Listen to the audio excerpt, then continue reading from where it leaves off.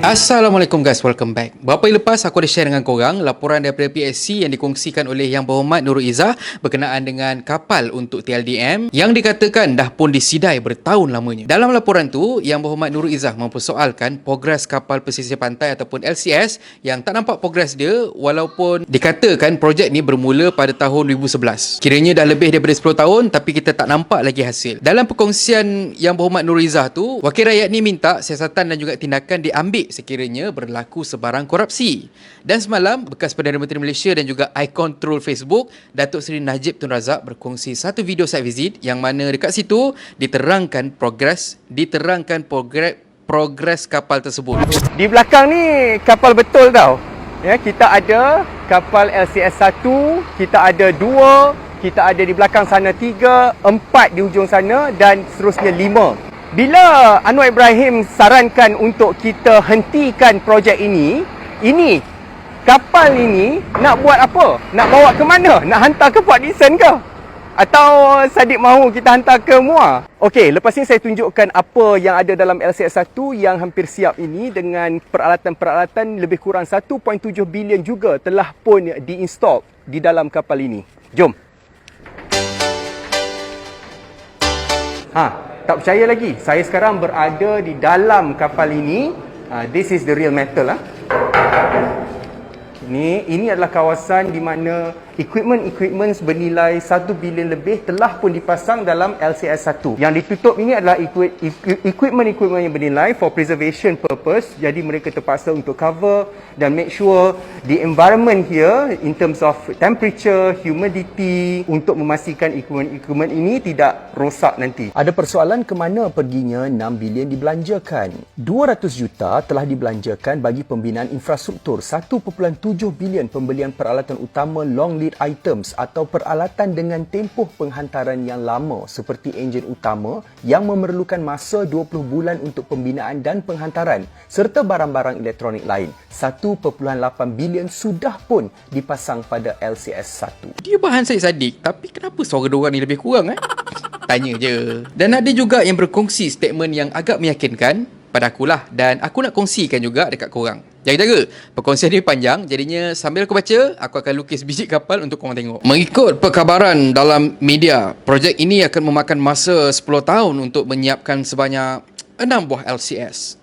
Kontrak ditandatangani pada tahun 2014 yang di tahun 2011 itu hanyalah LOI sahaja, manakala pembinaan sebenar bermula di awal tahun 2015 setelah desain awal diterima.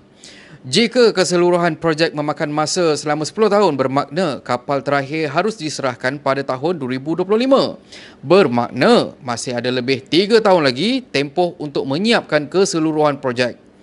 Memang kapal pertama sepatutnya disiapkan di tahun 2019 dan ketika dihentikan oleh kerajaan PH, pembinaannya telah mencapai 55%. Statement dari Mat Sabu ketika nak mula buat forensic audit yang kemudiannya terus dibekukan projek ini, angka ini juga dirujuk dalam laporan PSC. Jika tidak dihentikan oleh kerajaan PH masa itu, diyakini kapal pertama telah pun siap. Jika kita prorata work progress dari tahun 2015 ke 2019, sekitar 4 tahun, dapat disiapkan 55%, maka sudah tentu dari tahun 2019 hingga ke 2019, sekitar 3 tahun. Sebab kita tak tahu sebenarnya berapa jumlah bulan dijangka kapal pertama sudah pun siap. Ramai pula yang tanya mengapa lambat untuk diserahkan kepada TLDM. Namun, ramai yang tak mahu bertanya mengapa kerajaan PH dan PN tak teruskan projek yang dihentikan sejak tahun 2018 dan dimulakan kembali sejak April 2022. Kelewatan juga disebabkan final design untuk bahagian tertentu belum dimuktamadkan pada ketika pembinaan sedang berjalan. Seperti dalam civil engineering juga, banyak revision design dilakukan ketika projek sedang berjalan,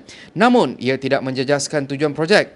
Perkara yang sebegini tidak ramai tahu, cuma pandai mengomel sahaja. Setelah Kementerian Pertahanan Malaysia dan BNS mengadakan siri jemputan kepada pengamal media untuk melawat sendiri progres pembinaan kapal dan gudang yang menempatkan peralatan yang dibeli secara pukal dari awal, diharap ia akan mengendurkan persepsi orang ramai terhadap projek LCS ini. Namun bagi mereka yang dari awal telah bertekad tidak mahu menerima penjelasan berfakta dan menganggap ia satu skandal, maka adalah sukar untuk membetulkan tafsiran mereka. Dia panjang lah, tapi memang kita kena tahu Kiranya sekarang ni persoalan yang tinggal ialah kenapa jenis kapal tu ditukar dalam masa yang sangat singkat. Pada siapa yang tak tengok video aku sebelum ni, sepatutnya pada awalnya kapal yang kita pilih ialah jenis Sigma tapi ditukar kepada Gowind dalam masa yang sangat singkat. Itu based on laporan PSC lah. Okay, aku rasa aku dah berlaku adil dengan berkongsi dengan korang statement daripada kedua-dua belah pihak. Pada aku, pergi mampus dengan politik dekat dua-dua pihak ni sebab aku lagi risau, aku lagi concern pasal 9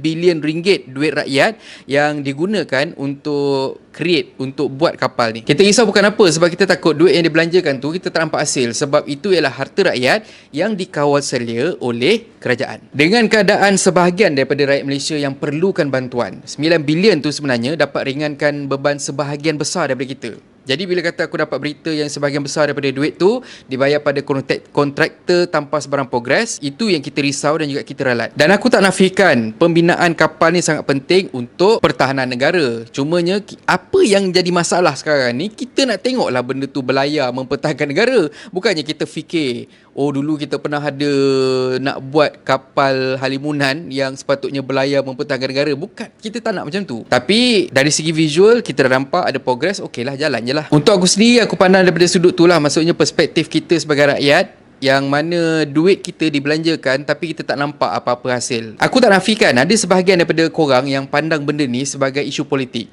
Korang tak salah, cuma perspektif kita berbeza. Aku risaukan duit tu sebab hasilnya datang daripada kita. Korang risaukan kedudukan wakil rakyat, tak kisah mana-mana bahagian, itu terpulang kat korang. Tapi pada aku, kerisauan tu sia-sia. Sebab majoriti daripada wakil rakyat ni sebenarnya yang patut jadi kapal. Kembung dan terapung dekat Sungai Kelang, sebab kalau kata hidup pun menyusahkan rakyat. Apa pun, kita tunggu je lah update yang seterusnya. Dan akhir kata pepantun, pagi-pagi pergi jeti. Pergi jeti, jalan kaki. Yang sana tuduh sini. Yang rugi, rakyat sendiri. Dan kalau korang suka konten ada dalam channel ni, please consider to subscribe. Okay, so thank you very much for watching and have a nice day. Assalamualaikum.